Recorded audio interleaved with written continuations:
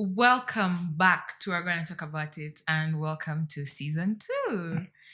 We're so excited to be Joe, why are you laughing? No, I'm just excited for season 2. Yeah, we're very excited to kick off season 2 with, a constant, something that never gets old, something that everyone, talks about, I think, all the time.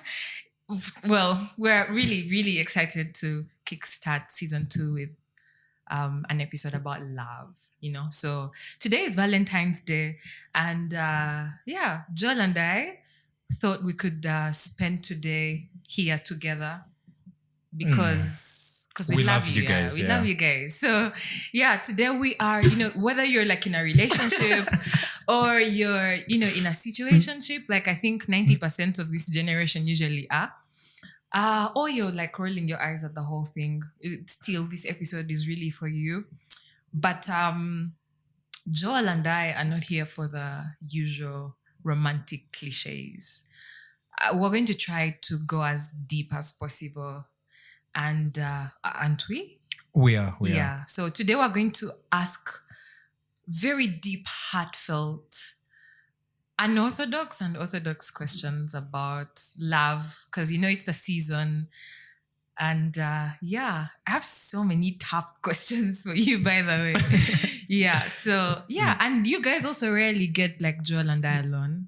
So this is the first time, really. I think it's the first time. Yeah. We're so excited to do this in the comfort of our home, made possible by Daniel. Should I go first? I think you should go first. Okay, I'm going to start very easy. Yeah. Mm-hmm. Okay, so if love had a scent, what would yours be? That's not starting off easy. It's all goodness. But if every time I think about love, I think lemongrass, mountain what, men lemongrass. There is funny. I'm just lemongrass. Yeah. To be honest, every time I think about love, I think strawberries. Oh. Yeah. I don't know why. Cute. I think because of the visual element they have, and okay. Yeah, okay, strawberries. Mm-hmm. If love had a scent, I think mine would be shea butter mixed with coconut and peach, and there is a way pomegranate smells really nice in a scent, and maybe sea salt and Pacific Hope. I'm not just describing my shower. And I think now you're describing your love. It's complicated. No, it's really just my shower. But okay. Go ahead. Ask me. Joel, you said you had easy questions. Yeah, these are easy. Yeah, these they better easy. be. Yeah. Yeah. So, what's your perception about love that has changed with maturity? Oh, wow. What's my perception about love that has changed with maturity? Yeah, how did you perceive love before and how would you perceive it now? Before, I thought I used to reduce love to the size of infatuation, and I used to increase infatuation to the size of love. And those are two very, very distinct, absolutely separate things. I think that you can be infatuated with someone for even 5 years, you guys. It's so possible to believe that you're in love with someone when you're not, Infatuation is, I think, deep affection or care for a specific period of time. And 5 years is many for some people, but 5 years is also small for some people. So I think it's something that has changed with me over time. I realized that love is this really grand thing that I was reducing to all these small things that I was feeling about people. If you lust over someone, you might be convinced that you love them because you want to have them or, be with them. So yeah, I think that's... So, now, to our listeners, how would I be able to separate infatuation from love? I think... How do I do it? How would you do it? I do it with... It needs a lot of spiritual guidance. Of course, it hasn't been very easy. But I have come to understand the kind of love that God wants me to have in my relationships. Of course, there is a big love, the God love. There is the love for our neighbors. and that love that starts a family. I think I've come to understand that love in a certain way. And like when someone does something, then I just know it's not that thing. So you want... For example, like this is going to be crazy, but like I do not think that God would want, like, you know, that love that I'm going to give to my family and the person I'm going to start my family with. I just don't think that like God wants me to fornicate with that person. Like it's really just what I think. So like if I meet this person and we really hit it off and things are going great and then we fornicate, like automatically I just think, look, you've messed things up. So it's not love. Yeah. It can't be. Like it can be a deep infatuation, very deep, that we make it so grand or a deep lust.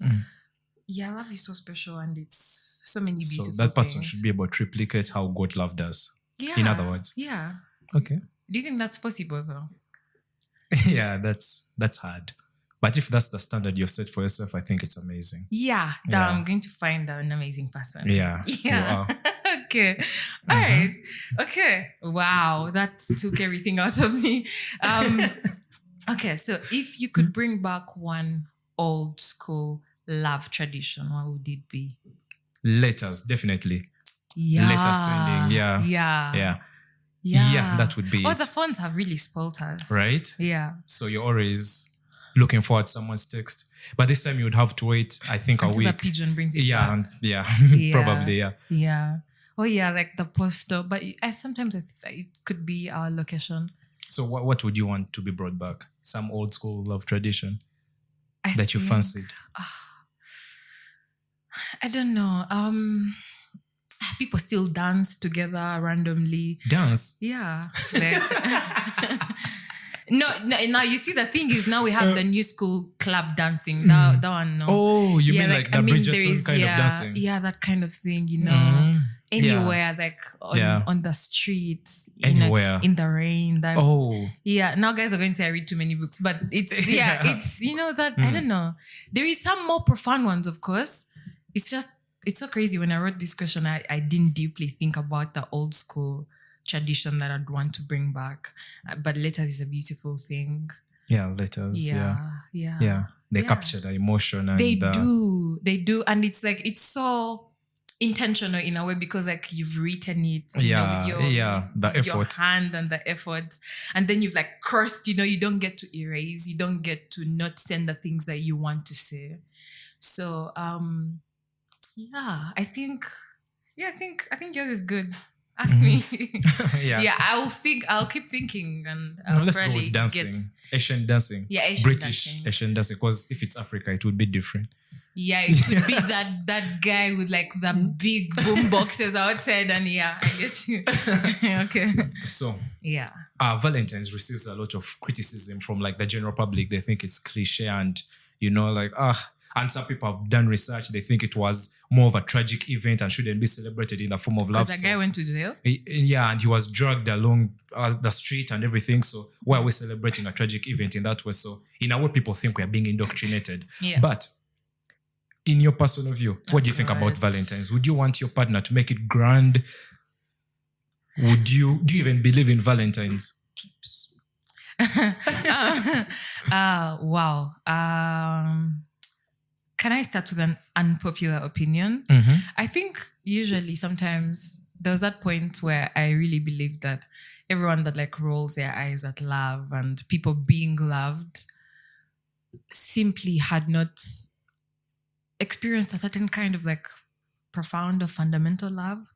Of course, it's not conclusive and it's not general for everyone, but I think it's ridiculous. Like if you don't want to partake, then you don't have to shout your opinion, that kind of thing. So like for people who are always like bashing Valentine's, it was this tragedy, it was this, I don't know. I think for me, it's a celebration of love. And I've really come to understand love in a very profound and meaningful way that is very important to me, that like I would jump at any like chance or opportunity to celebrate love.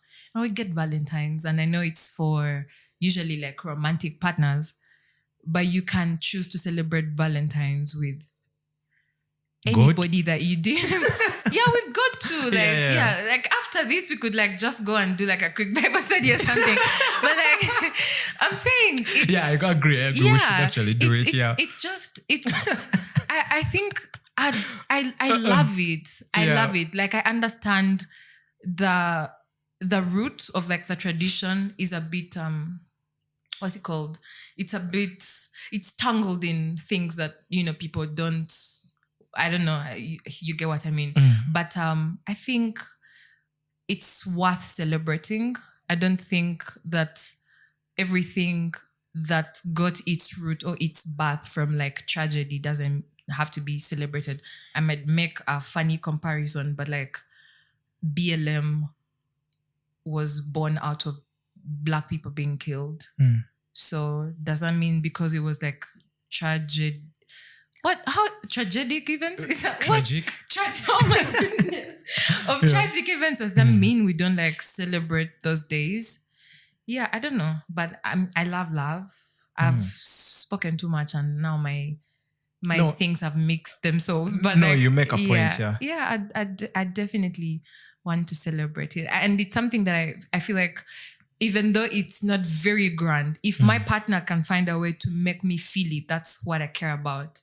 So as long as I feel cherished, and we can feel cherished even in the simplest of ways. You remind me of something profound that happened in my life. So I was having a debate about masculinity. So long story short, my friend who loves the church, who I find inspirational a lot, told me that we're arguing about expression of feelings among masculines. Then he said, his answer was simple. He was, as all we are giving society examples, or what the hegemonic kind of masculinity kind of vibe. For his answer was simple. It was like, since Jesus Christ sets a standard for how we are supposed to live, and he has a verse of Jesus wept, what do you mean you can't express emotion as a man? So in relation to that was me. That was you. That's crazy. Oh my days, it was you. I had attributed it to someone else. My goodness. You find me inspirational. Yay. No, in my mind, I'd given it to someone else. I'd given him the credit. I'm very sorry. Oh, wow. Yeah, it was you. Thank you for opening my eyes. Yeah. So they were saying, if Jesus wept and he has a short verse, that shows the emphasis. Like if you look at the literature, where would it stand alone? It wasn't combined with the other verses. Yeah. So what do you mean you can't express emotion as a man? Yeah. So now, in relation to what you talked about, I think we're allowing society set standards for how we are supposed to love and be loved. So we think love should look a certain way. It should be so grand. It should be maybe a new car, a new watch, something expensive, or something someone else is doing, expensive flowers. But I feel like if you put it on the standard of God, is it patient? Yeah. Is it forgiving? Is it kind? Yeah. It's not really that big, but if you express it in that way, I think it's profound, I would say. And it's an amazing thing to always set our standards. Too. Yeah. Yeah. That's absolutely amazing, Joel. I'm going to, the way that you've put it, I'm just going to let the thing slide. I can't believe it was you. Yeah, it was actually you. Yeah. Okay. Yeah. Okay. Amazing. All right. So this one is a bit kind of deep, not so deep, but kind of deep. So, do you think love fades away or people just stop trying?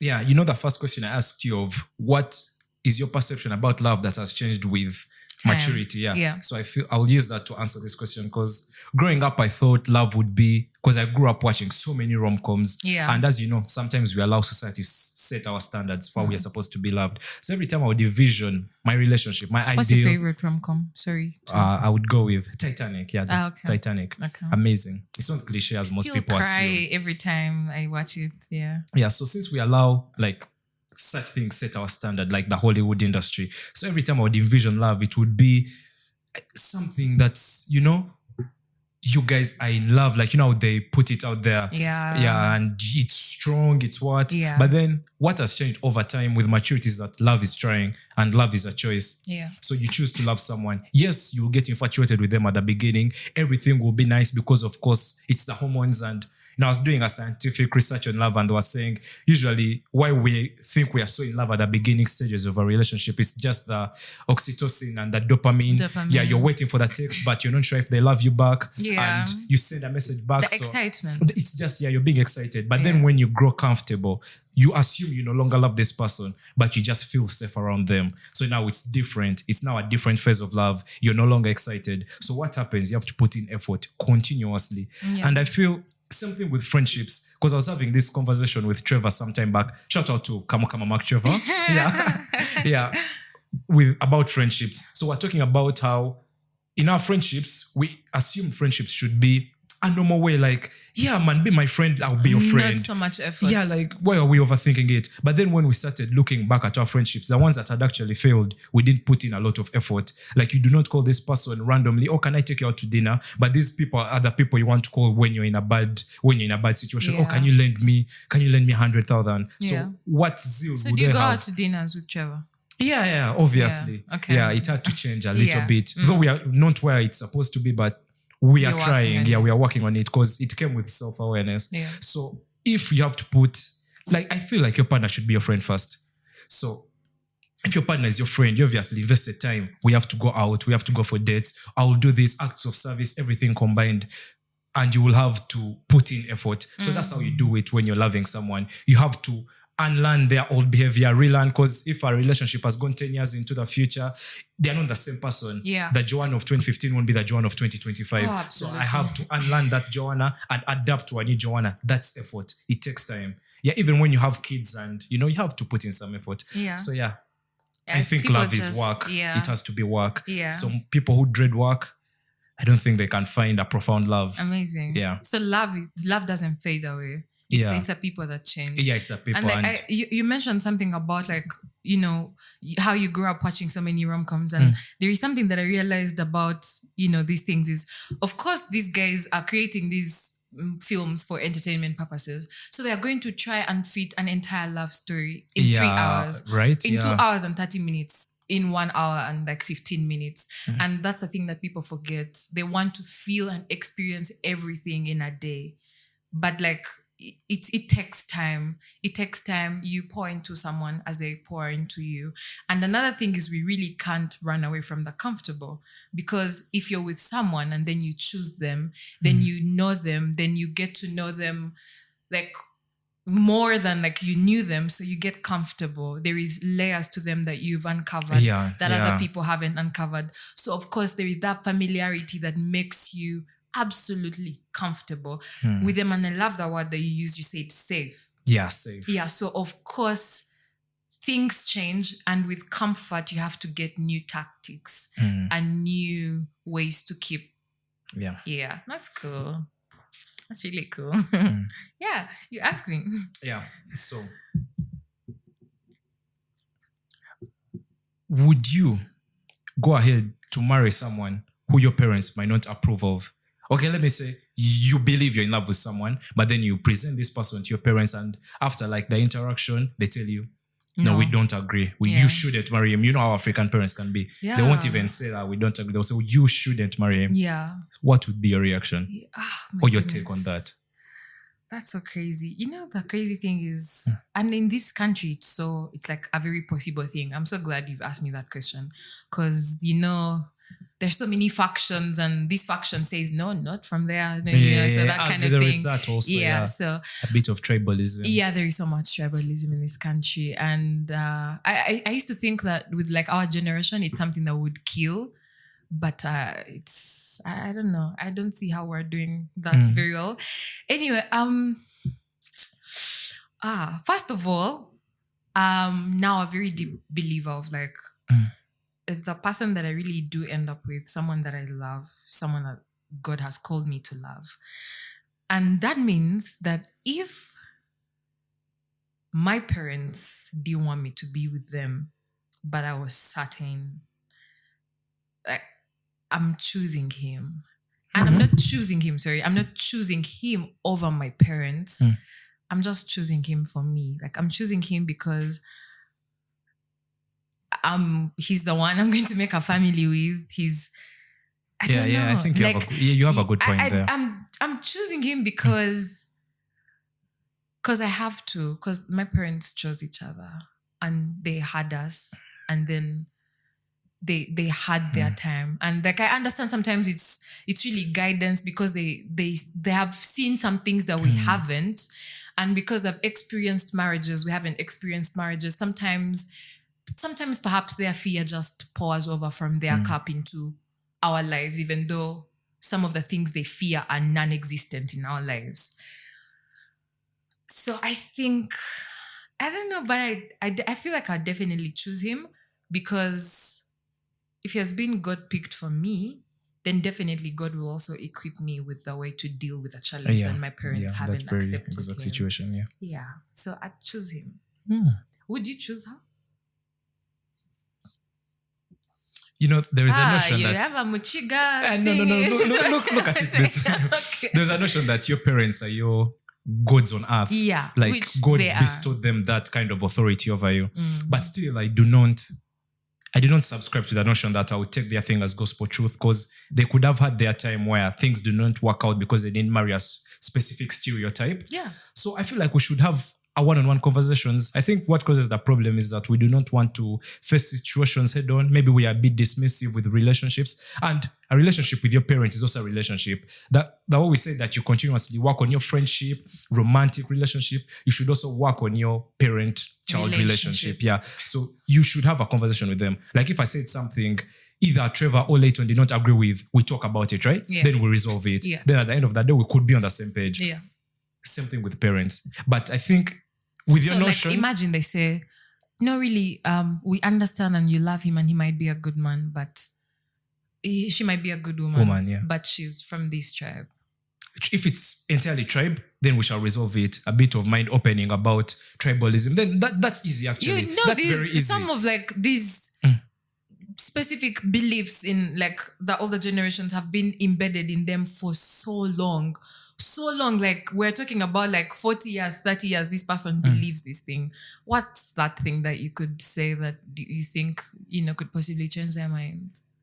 I'm not sure. I think we'll talk about the stereotyping part. I would say just because she's from this tribe doesn't mean... And then you'd like research the culture. Yeah, I would love to research the culture, make it comfortable for them. Then also the partner you're with, if they are a good partner, they will eventually be lovable. And it's not even just about tribes, by the way. Sometimes it's like if you want to marry someone out of the country. Yeah, there is that, but I think they will adjust. They are human beings. If you talk to them and they love you like the same way I think God loved us, they have a fraction of that kind of love. Yeah. So if they love you in that manner and they are good parents, they'll obviously listen. Yeah. If it's something that they can compromise on, they will compromise because they love you like that. Yeah. I feel like you just have to have a conversation and break the stereotyping. Yeah, that's what I would do. You mentioned a good point there in like compromise. It's very, very important to compromise in love. True. Yeah. Oh, wow. Okay. Is it me? Am I asking you? Yeah. First, let me ask you a few light things because now I'm very nervous about these questions. Do you have a favorite? What's your favorite love song? Yeah, let me see. Oh, Can't Take My Eyes Off You, Lauryn Hill. Oh, okay. What's your favorite love song? Can't Take My Eyes Off You. It's a very good song. My favorite love song is Power Trip. Yeah. That's J. Cole and Miguel. Yeah. Oh, Miguel. You didn't mention Miguel. Yeah, I love Miguel. Like I care about the J. Cole part. I care about Miguel. But... Oh, wow. Yeah. Oh, wow. Okay. Let me ask you is it the last question? I'm not sure, but yeah, we'll see. First of all, first tell me, did you have a crush, a first crush? Like how old were you when you had your first crush? Oh, I was quite old. Not very old. Joe, come on. No, I was in P6. You were primary 6. Yeah, I was old. Yeah. I thought, this generation is really spoiled and in P2 they are under the slides smooching and it's Okay. Yeah. Interesting. The funny thing is I meet her sometimes and I'm like, oh, interesting. Have you ever felt the same way? Like after that? No. I feel like we're just kids. Yeah. Yeah. Thank you for saying we're just kids. Because do you know I can use that phrase for even my latter years of life, like my very recent years of life. You can just say I was just a kid. No. Like I can say for like some of the things I believed in, It's Oh. probably because I was just a kid. Okay. Yeah. With maturity comes a lot of like self-reflection and deep introspection and a great amount of awareness that makes you realize that some of the things you believe, you simply believe in them because you're an ignorant child. Yeah. Yeah. Okay. Okay. My last question. Do you believe you have ever truly experienced a romantic love? And by the way, Joe, like you're always up and about on these articles on That's Medium. a very So- hard question. Yeah. This wasn't part of the contract. We didn't- Can I No. decline to answer? No, you can't plead the fifth. You have to answer.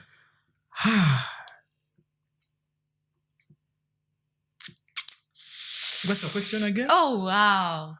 Do you believe that in all your many, many years on this earth, you have experienced a romantic love?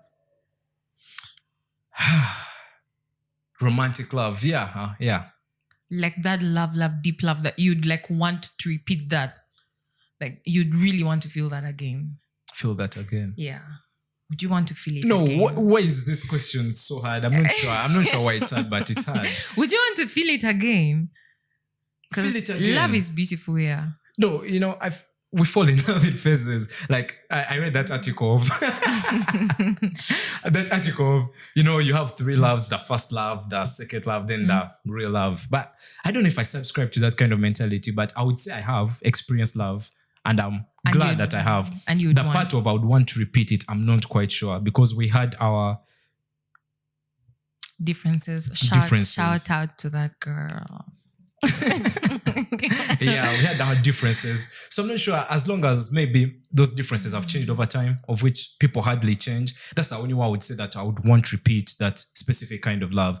But you have to also appreciate the moments when you love the person and you have to be honest about it. Yeah. So I would say that it was love. It was love. Yeah. It was love. It wasn't In my infatuation. understanding- yeah, in it my wasn't lust. Yeah, in It my was understanding love. of love, yes, I would go with that. I don't know if my understanding will change like 5 years to come or 2 years, but the one I have right now, yes, I would say it was love. I hope that answers the question, right? It does. Yeah. It does. Okay. Okay. Do ask me my last question. What do you think?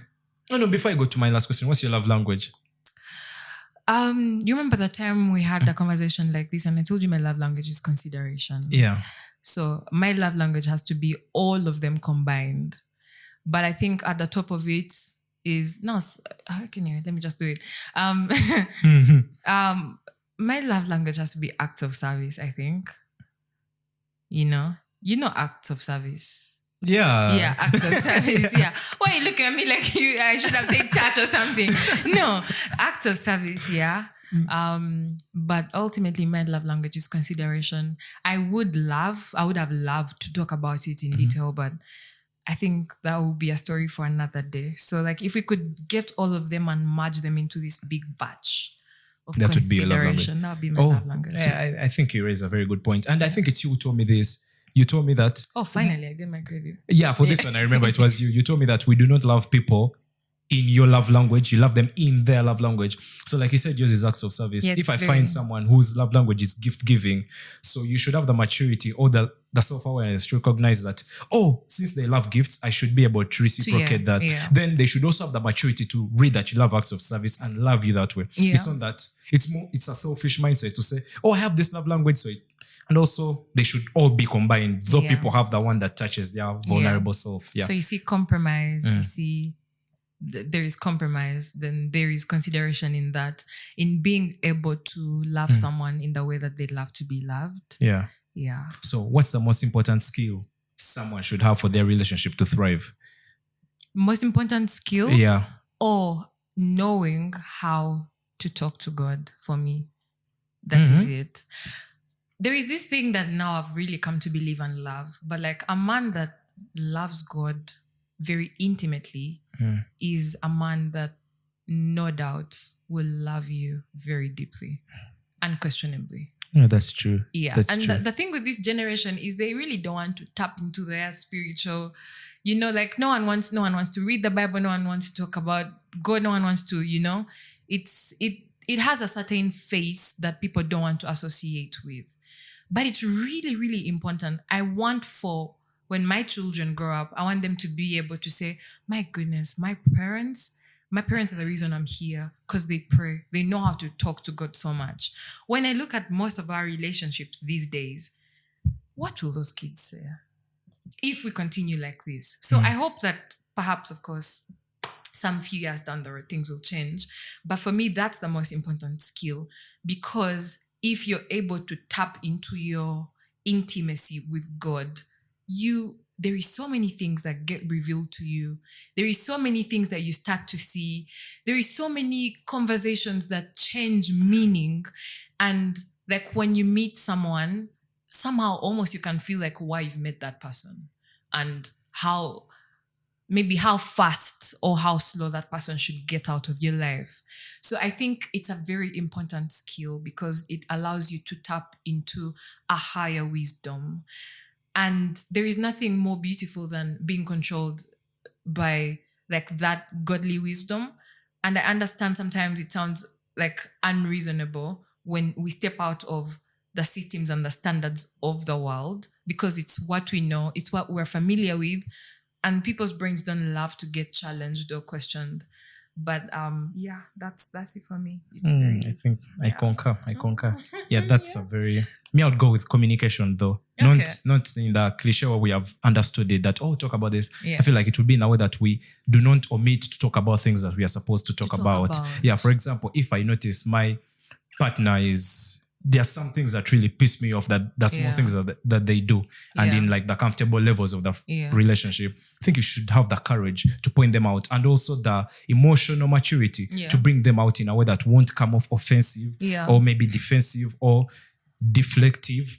But you approaching the situation heads on. So you talk about those things because they build resentment, and later that resentment leads into something that we wouldn't love. So it's communication of facing the hard facts. So that's why our thing is we are going to talk about it. Talk about the hard things. We're going to talk about and it helps break that whole barrier of resentment. And so you conclude with this. What's your worst love advice?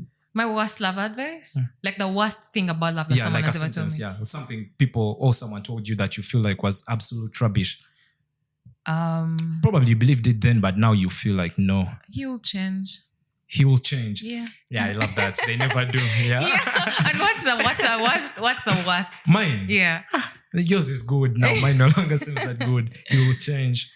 What would be my worst love advice? Let me remember what people have told me. He won't change. Just run. Yeah.